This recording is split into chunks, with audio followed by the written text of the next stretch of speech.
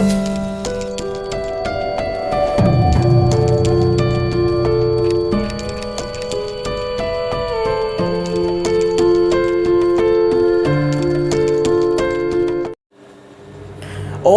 kembali lagi di Maisan, main sama setan. Buat teman-teman jangan lupa like, komen, dan subscribe, dan juga share ke seluruh teman-teman ya, biar channel Maisan semakin berkembang lagi. Kali ini kita kedatangan bintang tamu masih dari Jawa Timur. Jadi dia bela-belain kesini nih malam-malam ya, kita undang. Soalnya dari beberapa hari kemarin Masnya juga lagi sibuk buat kerja, kita juga sama ya kan. Jadi buat teman-teman pantengin terus ya. Mau tahu ceritanya seperti apa? Langsung aja kita tanya langsung ke narasumbernya.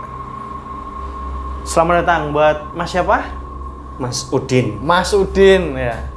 Jadi bintang tamu kita kali ini namanya Mas Udin, dan Mas Udin ini juga bekerja Mas ya sehari-hari. Kerja kalau pagi. Kalau pagi bekerja, terus makanya kita bisanya malam buat syuting untuk konten ini. Jadi Mas Udin ini mau membagikan cerita horornya kepada kita semua teman-teman. Jadi buat teman-teman siapin headsetnya ya kan, kalau yang mau pakai headset. Kalau mau nonton yang mau lebih serem lagi, kalau bisa kalian sendirian aja, jangan sama teman-teman. Oke? Udah langsung aja, ceritanya kayak gimana Mas Udin? Jadi gini ceritanya. Ini pengalaman saya waktu sepulang saya dari Pasuruan. Oke, dari Pasuruan. Lah kan waktu saya di Pasuruan itu beberapa tahun kan ya. Pulang di rumah, kamar saya otomatis kan lama kosong.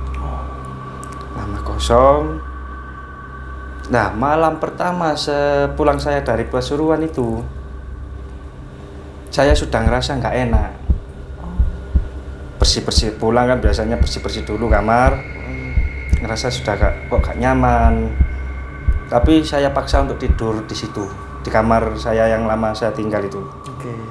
Malam pertama ada kejadian janggalnya begini. Sekitar jam 2 malam itu saya tiba-tiba itu kayak ada yang nyekik. Dicekek? Iya. Kalau istilah orang Jawa itu tindin. Oh, nah, tindin.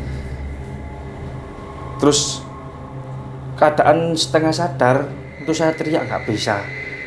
Mau baca apapun nggak bisa. Itu kalau dilihat seperti samar-samar tuh badannya besar, hitam, bulunya banyak. Nah waktu itu saya itu posisinya Mas Udin lihatnya di mana dia? di kamar saya yang lama nggak ditempati itu tadi. Oke. Jadi malam pertama tidur di kamar itu sepulang saya dari Pasuruan sudah diganggu. Soalnya awalnya sudah nggak srek. Sudah nggak nyaman lah. Tapi dipaksain tidur. Ya maaf gimana lagi, ini kan rumah-rumah sendiri. Iya, oke. Dipaksain tidur. Nah, pas jam 2 malam itu tiba-tiba saya dikagetkan kayak ada yang nyekik dari atas itu. Nimpa ke badan saya itu, nyekik. Terus pas samar-samar saya buka mata, itu kayak ada orang besar. Tangannya itu satu tangan itu leher saya habis, seakan-akan full. Nah, bulunya banyak hitam. Kan kamar saya kalau tidur biasanya dimatikan lampunya. Oh, sukanya yang gelap. dimatiin. Nah, okay. Itu yang makanya itu sampai nggak bisa nafas, dicekik itu lama, hampir 1 jam saya seperti itu. Teriak-teriak itu kayak nggak ada orang yang dengar. Okay. Mau bicara apa nggak bisa, sampai saya nangis itu. Terus sampai hampir subuh, insya Allah hampir subuh, baru badan itu lemes kayak habis kerja berat gitu. Capek lah. Kayak capek banget, penuh keringat. Padahal ya tidur aslinya. Ya gara-gara itu tadi. Itu di malam pertama. Di malam pertama. Sampai saya dalam hati gini. Oh, ganggu saya. Lihat nanti besok saya melek. Besok saya akan istilahnya akan kutemui siapa kamu itu yang ganggu saya. Waduh. Waktu yang gitu. Keesokan harinya malam lagi sampai jam 12 malam. Yang biasanya saya itu jarang tidur malam ya. Tiba-tiba bawahnya itu kayak berat sekali mata. Ngantuk. Iya, padahal ya kopi sudah, siangnya juga anggaplah sudah tidur lah. Pastinya malam bisa nggak tidur, begadang kan. Itu tiba-tiba jam 12, suasananya tuh ngantuk banget, pol sampai mau buka mata itu berat. Nah itu akhirnya saya kecolongan lagi, ketiduran. Itu saya nggak dicekek, tapi ini lebih sadis ini. Sadisnya gimana? Saya tidur kan di ada apa namanya ranjang itu kan ya, itu nggak dicekek, tapi langsung ditarik, jatuh di bawah saya. Sampai jatuh ke bawah. Jatuh ke bawah, itu langsung kebangun, istilahnya kaget. Sampai dalam hati, awas kamu ya, saya itu manusia, kok kamu ganggu, ini punya saya, ini rumah saya, kok kamu beraninya ganggu saya. Sampai hati gitu, dalam hati. Terus saya usahakan begadang lagi, ketiduran lagi, kayak bawa mata itu nggak kuat, dihindarin ya gitu. Iya, kayak istilahnya disirep. Baru tidur berapa menit lagi, kaki saya ditarik lagi, tapi nggak sampai jatuh. Keburu sadar, ditarik lagi. Hampir setiap malam seperti itu. Malam berikutnya pun juga begitu. Sampai pas waktunya biar saya nggak tidur, saya akali keluar malam. Keluarlah jalan-jalan kemana. Pas pulang, keadaan gerimis, ya kan? Keadaan gerimis, sudah sepi semua, saya tidur sekitar jam 1 lah. Kalau di kampung kan sudah sepi kan ya? Sepi ya. Baru naruh sepeda, naruh motor, itu saya sudah disambut sama bunyi ayam kecil. Kalau orang Jawa pasti tahu bunyi ayam kecil itu tandanya apa. Nah, di situ sudah saya merasa kok gak beres. Kok ada yang nggak beres. Saya ambil positif thinking, mungkin ayam tetangga lah. Setelah saya masuk sampai ruang tamu, saya pikir-pikir lagi, di sini tuh nggak ada yang pelihara ayam. Nah, di komplek kan jarang ada pelihara ayam kan. Di situ keadaan gerimis, ada suara ayam kecil. Waduh. Nah itu bikin saya yang jadi berpikiran yang aneh itu ya itu. Saya paksa nggak tidur, duduk main HP di sofa di ruang tamu kan ya. Masih keadaan gerimis. Saya main HP. Ini sambil mata ngelirik ke depan, kan ada jendela di rumah saya. Itu kelihatan dari luar, nggak ada selambunya. Itu di depan rumah saya itu ada pohon belimbing, buah belimbing ya. Nah, sampai situ itu saya kayak ada yang nengok, saya lihat gak ada, saya main HP lagi, saya diamkan, kayak ada yang nengok. Lama-lama itu saya penasaran, HP tak taruh, saya pantengin tuh pohon di depan itu. Iya, ternyata apa? Ada yang muncul sosok perempuan, nggak kelihatan wajahnya, rambutnya panjang, mukanya ketutupan rambut, bajunya hitam, kotor semua pokoknya. Bajunya hitam. Iya. Seketika itu saya kaget. Waduh, sopo rek? Siapa itu kata saya? Sopo? Kok nang kuno kok di situ malam-malam. Sorry, itu pohon belimbingnya dia di depannya itu. Kan belimbingnya 2 kan ya? Dua. Di tengah. Dianya itu di tengah. Nah, kan di depannya ada meja. Yang kata saya tadi, siapa yang ngintip-ngintip kan ya? Kayak ada yang ngintip tapi gak ada orang. Lah waktu ketika saya pantengin itu pohon, tiba-tiba dia nongol di tengah itu, berdiri.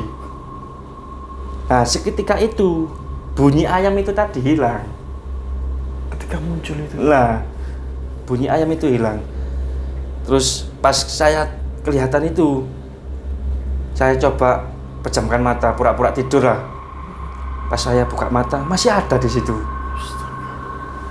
Saya pergi ke belakang ke kamar mandi sebentar, balik lagi nggak ada, sudah nggak ada. Saya coba sampai hampir subuh, saya mau tidur, muncul lagi. Nah, yang muncul yang terakhir ini, yang kalau kata orang itu sudah keterlaluan, sudah ganggunya dalam bentuk fisik. Kalau tadi kan cuma nongol tol, ini ganggunya dalam bentuk fisik. Seperti dalam halnya seperti ini, di depan itu kan ada kayak meja, terus sepeda ontel itu. Nah, ganggunya dalam bentuk fisik itu dia mainin sepeda. Rodanya itu diputar. Nanti kalau ditengok rodanya berhenti. Kalau nggak ditengok dimainkan lagi. Terus seperti itu sampai subuh. Aduh, dia berarti niat memang Mas ya. Kayaknya gitu. Kalau kata ibu saya, kalau orang baru atau yang lama nggak di sini pasti disambut. Istilahnya perkenalan dulu. Tapi kan saya ya shock kan. Iya. Masa kan sudah lama di situ. Hitungannya kan itu punya rumah-rumah saya sendiri, bukan rumah orang lah katanya. Kata-kata kamu. Lah cuma lama nggak ditempati gitu aja. Apa saya pulang kok begini? Akhirnya beberapa malam yang kejadian itu saya cerita ke orang tua. Kalau saya sepulang dari Pasuruan diganggu gini. Terus kata ayah saya, wis gak apa-apa. Itu cuma penunggu di sini. Biarkan kalau nggak ganggu. Ya saya terpaksa kayak berdamai lah sementara, sama keadaan berdamai sementara. Tapi kok dirasa-rasakan kok semakin kayak saya kemana saja semakin diikuti. Kayaknya di rumah berarti? Iya di rumah, mau keluar kayak ngikut, kayak ada bener nggak ada yang ikut tapi perasaan itu ke bawah, jadi kayak ada yang ikut tapi nggak ada orangnya gitu. Ke bawah, mau kemana pun ke bawah. Tapi itu yang cewek yang baju hitam itu yang ikut itu dua-duanya. Kan tadi kan kata saya yang di kamar itu badannya besar, hitam berbulu. Ya itu yang di kamar. Kalau yang di depan tadi yang perempuan baju hitam rambutnya panjang itu, dua-duanya ikut saya. Perasaan kayak mau keluar kemana pasti kayak ada yang ngikuti gitu. Jadi itu kayak sempet sampai kayak risih gitu. Saya datang ke guru saya di Pasuruan, cerita, Pak, saya ini gimana kok kayaknya ada yang ngikuti gitu. Terus kata guru saya, oh nggak apa-apa, itu mungkin kalau bahasa dari alam gaibnya itu kayak jin nasab. Jin nasab ini seperti ini. Jin nasab itu jin bawaan dari moyang. Oh, dari keturunan. Nah, seumpama kita nenek moyang kita punya istilahnya khatam lah ya. Oh iya. Ya, kayak punya khatam. Kalau nggak nurun ke anaknya ya ke cucunya gitu. Nah, ini saya nggak tahu apa-apa tiba-tiba ikut. Nah, kata guru saya tadi, udah nggak apa-apa biarin, nggak usah dihilangin. Itu mungkin dari nenek moyangnya, termasuk jin nasab tadi, gitu. Ya akhirnya lah, karena yang ngomong guru saya ya positif lah, positif thinking terus. Nah itu dampaknya ada dampak negatif, ada dampak positifnya. Kalau dampak positifnya begini, tanpa kita sadari ya, semua kita dalam keadaan hampir celaka, sama kayak kepepet mau jatuh atau apa ya mungkin itu suatu perantara dari Tuhan ya, dari Allah ya, perantara mungkin dari situ. Cuma nggak langsung ya, mungkin dari jin penjaga tadi. Bukannya kita bersekutu dengan jin, tapi perantaranya itu tadi dari situ. Kita bisa selamat. Cuma diingetin gitu. Kayak mau naik motor hampir kecelakaan gitu ya. Kita betul kecelakaan tapi kita nggak luka. Padahal jatuh. Iya jatuh. Itu kenapa saya bilang begitu? Soalnya saya sudah pernah ngalami. Malam jam 12 malam saya keluar. Naik motor kenceng. Terus ngindari orang, naik motor ngindari jalan lubang itu. Saya ngerem dadak jatuh. Motor saya itu keseret sampai 10 meter lebih. Pikir saya sudah hancur lah badan. Ya itu luka-luka lah pikir saya ya. Saya berdiri sehat, nggak apa-apa. Nggak ada luka. Nggak ada luka, tergores pun satu nggak ada. Ya datanya positifnya itu bisa istilahnya melindungi badan kita dalam keadaan kepepet. Kalau disengaja kayak disengaja dipamerin nggak bisa. Begitu. Kalau segi itu pengalaman yang pertama. Pengalaman yang kedua waktu kerja ya. Itu kalau di tempat saya kerja itu ada drum bekas kayak bom Pertamina itu ya. Itu ditata sama teman saya sampai atas. Teman saya itu jatuh bawa drum dari atas. Niatnya saya mau nolong teman saya. Tangan kanan nolong teman saya. Nanti tadi drumnya tadi jatuh ke tengkok ini dada. Yang lain semua panik. Soalnya apa? Sudah pasti pecah dadanya. Ketinggian kan Mas? Soalnya apa? Pojokan itu kan keras kan, kena pojokan drum itu. Yang lain semua panik. Soalnya pemikiran orang-orang pasti pecah tulangnya. Pasti pecah. Tapi saya malah bingung. Bingungnya kenapa? Saya nggak ngerasa apa-apa. Sakit enggak, luka enggak. Biasanya kan minimal lah bengkak kan? Enggak ya. Enggak sama sekali. Normal kayak orang nggak kena apa-apa. Teman saya yang jatuh. Itu pengalaman positifnya ya. Positifnya, oke. Kalau pengalaman negatifnya, kadang gini ya. Kalau orang yang diikuti jin itu auranya berbeda. Kalau semama kita ketemu orang baru, iyalah kalau orang itu positive thinking terus sama orang lain, kita fair-fair aja. Kadang kan ada orang itu kayak kadang mau ngetes ilmu, padahal kita nggak punya apa-apa. Cuma ada yang ikut. Biasanya kalau ketemu orang baru kan, orang ini bawa ini, saya tes lah. Kalau di adat Jawa kan biasanya seperti itu ya. Orang ini bawa hatam ini, saya tes lah dari jauh. Nah, udah seperti itu. Terus kalau kita nggak mengimbangi dengan, kalau kita sebagai yang muslim ya, kalau nggak mengimbangi dengan kayak ibadah, kayak terus punya wudhu gitu, aura kita lama-lama tertutup, kalah sama aura yang ngikutin kita tadi. Jadi orang melihat itu kayak benci banget, padahal kita nggak ngapa-ngapain. Padahal diem ya. Diem tuh itu dibenci orang. Padahal sebenarnya kasarnya kalau sudah kenal ya fair, kita guyon bareng, ya main-main bareng semua sudah kenal. Kalau orang baru kenal itu kayak gini, lihatnya kayak rising, orang itu kok gitu, nah auranya itu beda orangnya. Itu jadinya. Terus ya, untuk yang ini Mas, yang negatif itu contohnya apa yang negatif?